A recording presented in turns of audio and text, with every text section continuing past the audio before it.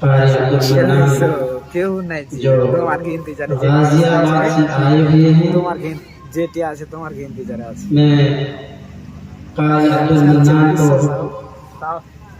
Stage पे दावत देता हूँ कि वो आए और हमारे सामने को कुछ समझाए। पाले वाले जी कारी अब्दुल मन्नान सारी चीज करने वाली जात तो सिर्फ एक ही है, वो है सिर्फ ओनली वन अल्लाह। अल्हम्दुलिल्लाह अल्हम्दुलिल्लाह नहमदुहु व नस्तईनुहु व नस्तगफिरुहु व नु'मिनु बिही व नतवक्कलु अलैहि व नऊज़ु बिल्लाहि मिन शुरूरि अनफुसिना व मिन सय्यिआति अअमालिना मन यहदिहिल्लाहु फला मुضل له ومن يضلله فلا هادي له ونشهد أن لا إله إلا الله وحده لا شريك له ونشهد أن محمدا عبده ورسوله فبأي آلاء ربكما تكذبان।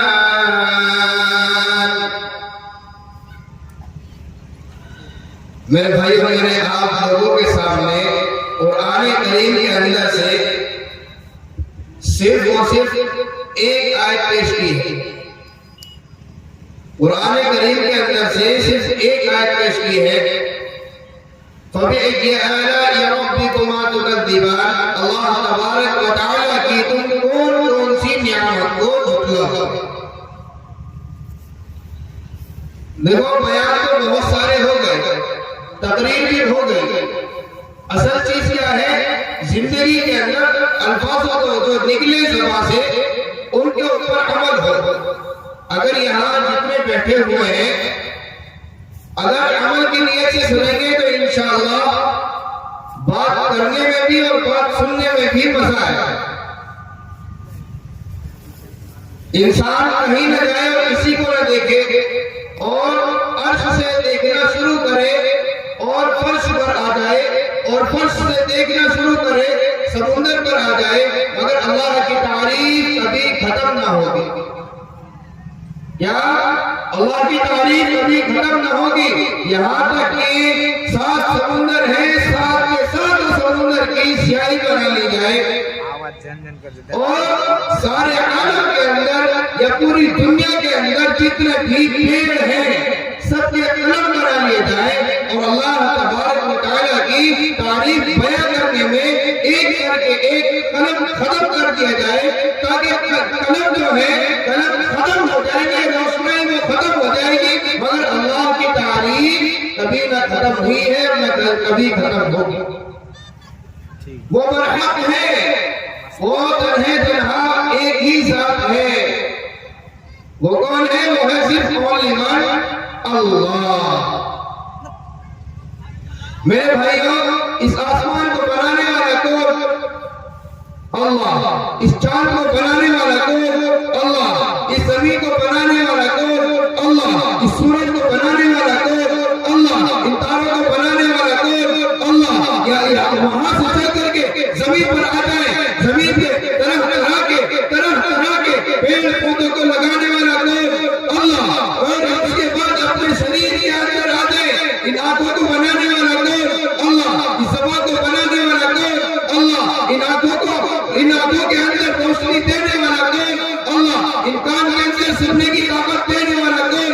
अल्लाह। हाथ हरकत करने में अल्लाह के हुक्म के मोहताज, पैर चलने में अल्लाह के हुक्म के मोहताज, जब सारी की सारी चीजें अल्लाह के हुक्म की मोहताज है, तो मैं और अपने घरों के खुदा बने क्यों बैठे हैं? ये सोचते हैं कि मैं कमाऊंगा तो मेरे बेटे बच्चे बहन भाई खाएंगे। नहीं, अल्लाह तबारक व तआला ने मुझे और आपको पैदा किया तो रोजी का भी वादा उसने ही किया है, रोजी वो ही देगा। अल्लाह रोजी मखलूक को, सारी मखलूक को देने पर कादिर है।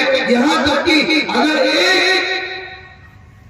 एक चेटी हो और गुप्त बिल्कुल काली चेटी हो, काला डेरा हो, काला पहाड़ हो और वो उस पहाड़ के ऊपर रहती हो, अल्लाह उसके पैर की आहट को भी जानता है, उसको भी रोजी देने पर कादिर है। आज मेरा और आपका दुनिया से होने का यकीन दिल के अंदर आ गया और अल्लाह से होने का यकीन इस दिल से निकल गया।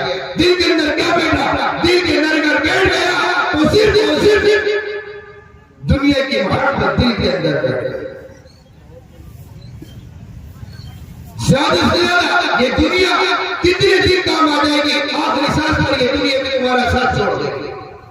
जिन औरतों के लिए औरत दुनिया के अंदर भागे फिरते हैं, जिन औरतों को कमाने के लिए पहले सांस से आखिरी सांस तक मैं और अपने वकार को खत्म करते हैं, ये दुनिया, ये वकार, ये कब्र की जब आखिरी हिस्सा होगा, कब्र के अंदर ये विद्या दो तरीके की है, पढ़ाई दो तरीके की है, एक उर्दू अरबी, एक हिंदी इंग्लिश। हिंदी की जो है वो दुनिया की है, दुनिया में ही रह जाएगी, चाहे तो कितना ही बड़ा ऑफिसर क्यों ना सही, दुनिया का औहदा है, दुनिया में ही रह जाएगा। अगर तूने हयात जिंदगी में अगर कुरान करीम को सीने के अंदर बसाया, कुरान करीम को अपना ओढ़ना बिछोना बनाया, कुरान करीम को अगर अपना लिबास बनाया, कुरान करीम को अच्छे अंदाज में पढ़ना बोलना सीखा, तो इंशाअल्लाह तेरे को कुरान करीम पढ़ना दुनिया में भी काम आएगा और कल मरने के बाद काम आएगा। मेरे भाई, कुरान करीम को अपने यकीन बनाओ, कुरान करीम को अपने पास लगाओ। आज कुरान करीम को घरों के अंदर, दस्तारों के अंदर सजा करके रख दिया। कुरान करीम को सिर्फ दस्तार तक रख दिया। मेरा और आपका घरों का हाल ऐसा हो गया, ऐसी सूरत हाल हो गई जिसको बयां करने में बड़ी शर्म आती है। होना चाहिए था घरों का आगाज सुबह के टाइम में, घरों का अगर आगाज होना चाहिए कुरान करीम से, आज मेरे और आपके घरों का आगाज टेलीविजन से हो रहा है।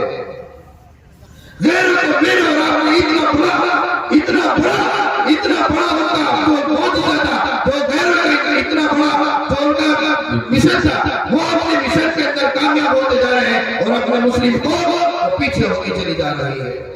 उसकी वजह क्या है? उसकी वजह यह है कि मेरे और आपका दिल बुज़दिल हो चुका, कायर हो चुका। आज वो लोग अगर 1000 बात बोल रहे हैं तो उनकी बातों को सुनने वाला कोई तैयार है, सुनता है, गूंगा भी है और बहरा भी है, एक कान से सुनता है और दूसरे कान से निकाल देता है। जिंदगी के अंदर अमल नहीं। मेरे भाई, अगर कोई भी अल्फाज निकले, अगर आपसे कुछ भी कहे या कोई अल्फाज आपके लिए कहे, उसको समझो, उसको समझो। अगर आज आप समझेंगे तो इंशाअल्लाह कल आपका काम भी आएगा। आज मैं और आप अपनी आंखों से हालात देखते हैं, रहने वाले मुलाजिम शहीद नगर से, मगर आपके इलाकों की कंडीशन जब देखता हूँ और जब न्यूज देखता हूँ, देखने के बाद में दिल धड़क होता है। इतना बड़ा संख्या, इतनी बड़ी संख्या गैरों के साथ जा रही है और हम और आप अपने घरों के अंदर बैठे हुए।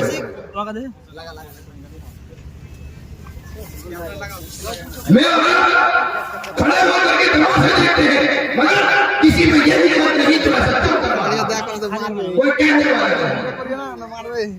और जो हुकूमत डराना चाहती है और जो हुकूमत ये निगाह दिखाना चाहती है और अलग अलग तरीके से मोमिन को परेशान करना चाहती है, खुले अल्फाज में कहता हूँ, मैं खुले अल्फाज में कहता हूँ, मुझे किसी का डर नहीं।